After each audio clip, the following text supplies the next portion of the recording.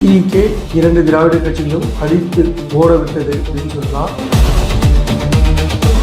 விஜயை பொறுத்த வரைக்கும் 234 தமிழ்நாடு சட்டமன்ற தேர்தலில் 108 தொகுதியில ஜெயிச்சிருக்காரு. திமுக கூட்டணியில் இருக்கிற கூட்டணி கட்சிகளோ அல்லது அதிமுகவில் இருக்கும் கூட்டணி கட்சிகளையோ அழைத்து பெரும்பான்மையை நிரூபிக்க முயற்சி செய்யலாம். 15 நாட்கள் அவகாசம் கொடுக்கலாம். சட்டசபையில் நீங்கள் 118 எம்எல்ஏக்கள் பெரும்பான்மையோட நிரூபிக்க அவருக்கு அவகாசம் வழங்கப்படும்.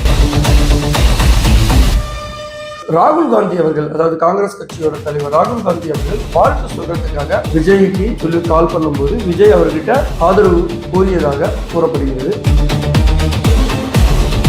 டிஎம்கேல இருக்கிற கொஞ்சம் பேரையும் ஏடிஎம்கேல இருக்கிற கொஞ்சம் பேரையும் அப்படியே கூப்பிட்டுக்கலாமே, அப்போ அவங்களாம் ஹெல்ப் பண்ணவே வந்துடலாமே, கட்சிக்கு தெரியாம அவங்களுக்கு நம்ம ஏதாவது ஸ்வீட் பாக்ஸ் இந்த மாதிரி கொடுத்துட்டு கூப்பிட்டா வந்துருவாங்க அப்படின்னா நிச்சயமா அது முடியாது. ஏனென்றால் கட்சி காவல் தடை சட்டம் மூலமா அவங்களுடைய எம்எல்ஏ பதவியை ரிமூவ் பண்ண முடியும்.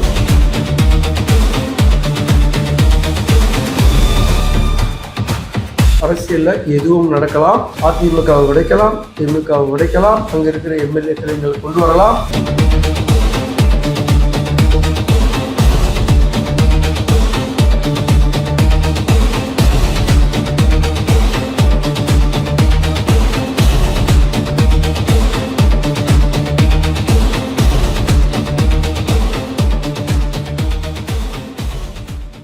வணக்கம் HKS வாய்ஸ் மீடியா நேயர்களே.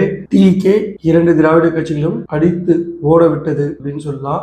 இருந்தும் மெஜாரிட்டி கிடைக்காம இருக்கு. என்ன விஜய் செய்ய போறாரு அப்படின்றதுதான் இந்த நிகழ்ச்சியில நாம உங்க கூட விவாதம் செய்ய போறோம். வாங்க சப்ஜெக்டுக்குள்ள போயிடலாம்.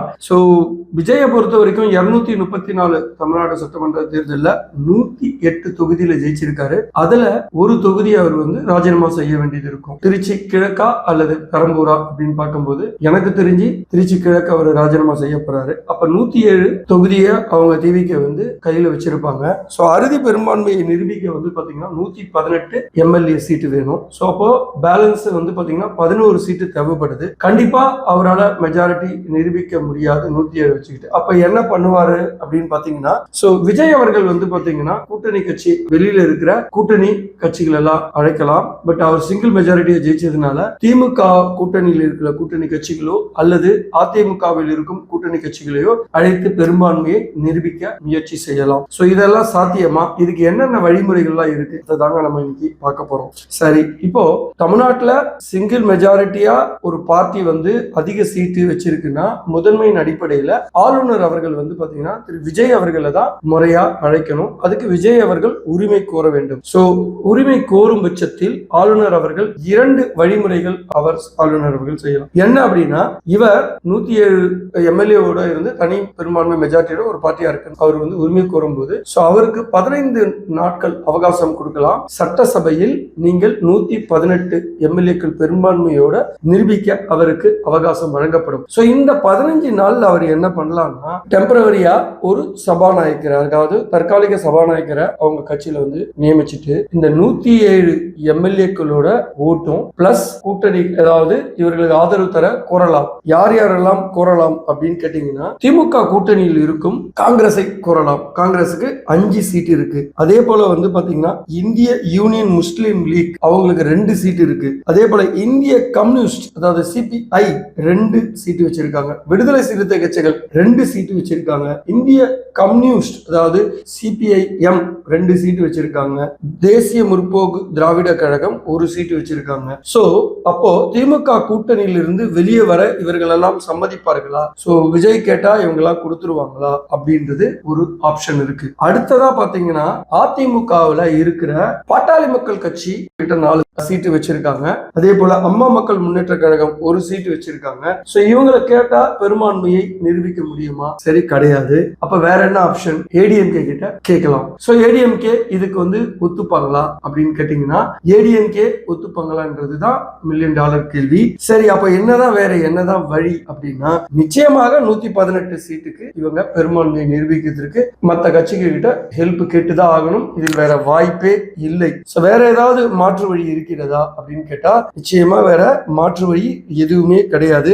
சோ ஆளுநரை பொறுத்த வரைக்கும் தனி பெரும்பான்மை உள்ள ஒரு கட்சி அப்படின்ற அடிப்படையில கூப்பிடலாம், கூப்பிடாமலும் இருக்கலாம். ஏன் கூப்பிடாம இருக்கணும் அப்படின்னு கேட்கலாம். அவரை பொறுத்த வரைக்கும் 118 பெரும்பான்மையை நிரூபிக்க உங்களுக்கு இல்ல அப்படின்னு சொல்லி ரிஜெக்ட் பண்ணலாம். சரி, அப்போ என்ன பண்ணலாம்? அப்ப இவங்க என்ன பண்ணணும்னா 118 எம்எல்ஏக்கள் ஆதரவு எனக்கு இருக்கு, கூட்டணியும் அதாவது மத்த பார்ட்டியும் எனக்கு 11 சீட்டுக்கு ஹெல்ப் பண்றாங்கன்ற மாதிரி ஒரு நேம் அண்ட் கையெழுத்தை வாங்கி கொண்டு அந்த லெட்டர் பேட்ல அவங்க கிட்ட எல்லாம் சைன் வாங்கிட்டு கொண்டு போய் இவர் பெரும்பான்மையை நிரூபிக்கணும் சொல்லலாம். அப்பயுமே என்ன சொல்லுவாரு ஆளுநர் அவர்னா, 118 எம்எல்ஏக்களை நீங்க பெரும்பான்மையை நிரூபிக்க வேண்டும் சட்டசபையில சொல்லுவாரு. அதன் பிறகுதான் இவங்க வந்து இப்போதைக்கு தற்கால ஒரு சபாநாயகரை வச்சிருப்பாங்க, பிற்பாடுதான் வந்து நிரந்தர சபாநாயகரை எடுக்க முடியும். ஏன் அப்படின்னா நிரந்தர சபாநாயகரை எடுக்கிறதுக்குமே 118 எம்எல்ஏக்களோட ஓட்டு வேணும். அப்பதான் நிரந்தர சபாநாயகரை எடுக்க முடியும். சரி, இப்ப யாரெல்லாம் வருவாங்க அப்படின்னு என்ன வாய்ப்புகளா இருக்கு விஜய்க்கு அப்படின்னு நம்ம இப்ப பார்க்கலாம். சோ வாய்ப்பை பொறுத்த வரைக்கும் என்னன்னா, ராகுல் காந்தி அவர்கள், அதாவது காங்கிரஸ் கட்சியோட தலைவர் ராகுல் காந்தி அவர்கள் வாழ்த்து சொல்றதுக்காக விஜய்க்கு சொல்லி கால் பண்ணும்போது விஜய் அவர்கிட்ட ஆதரவு கோரியதாக கூறப்படுகிறது. அதற்கு ராகுல் காந்தி அவர்கள் பாசிட்டிவான மூட்ல தான் சொன்ன போல தெரிகிறது. சரி, அப்ப காங்கிரஸ் கொடுத்துட்டாங்கன்னா கம்யூனிஸ்டும் விடுதலை சிறுத்தைகள் கட்சியிலும் கொடுக்கலாமே. சோ அப்போ வாய்ப்பு இருக்கு அப்படின்னா எஸ் 5, விசிகா 2 கம்யூனிஸ்டுக்கு 2 எவ்வளவு 6, 5, 11 சீட் இருக்கு. இந்த 11 இருந்தா பெரும்பான்மையை நிரூபிக்கலாமே. எஸ், நிரூபிக்க முடியும். இதற்காக தான் இப்போது பேச்சுவார்த்தைகள் நடைபெற்றுக் கொண்டிருப்பதாக தகவல்கள் கூறுகிறது.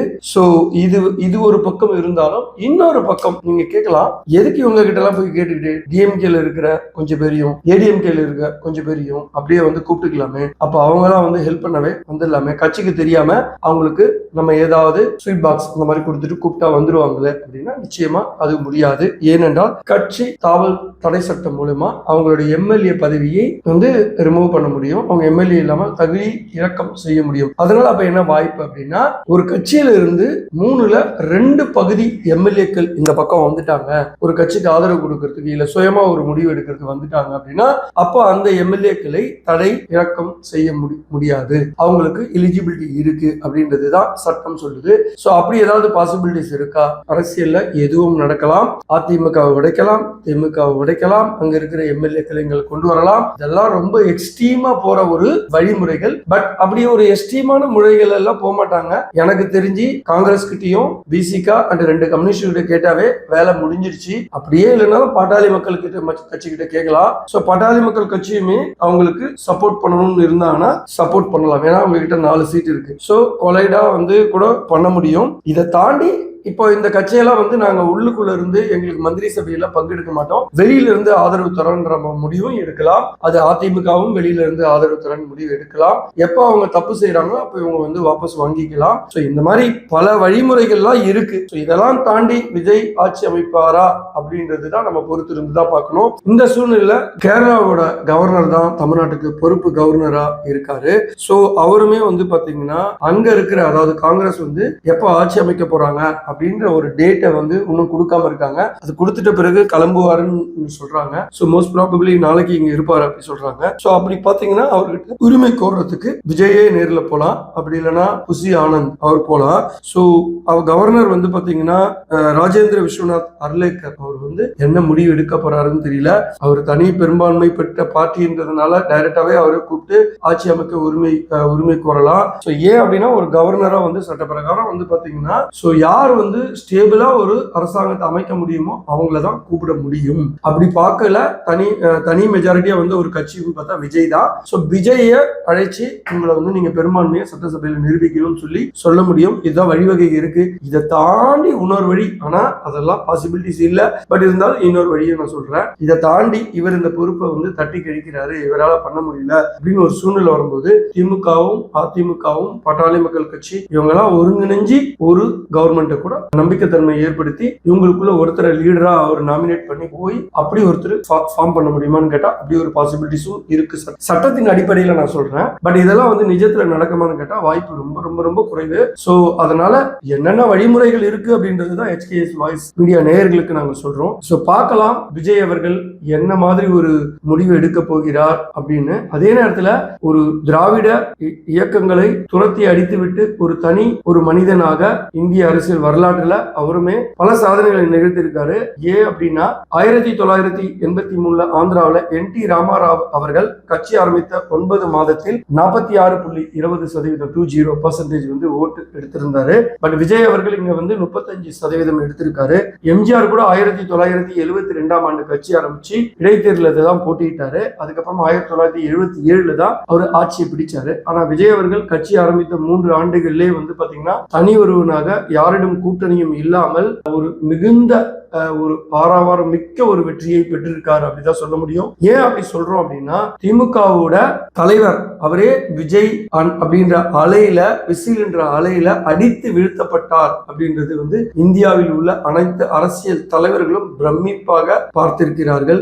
எதுவாக இருந்தாலும் விஜய்க்கு நமது HKS வாய்ஸ் மீடியா சார்பாகவும் நமது நேயர்கள் சார்பாகவும் வாழ்த்துக்களை கூறிக்கொள்கிறோம். மீண்டும் அடுத்த நிகழ்ச்சியில் உங்களை சந்திக்கிறோம். அதுவரை இருந்து உங்களிடம் விடைபெறுவது உங்கள் HKS.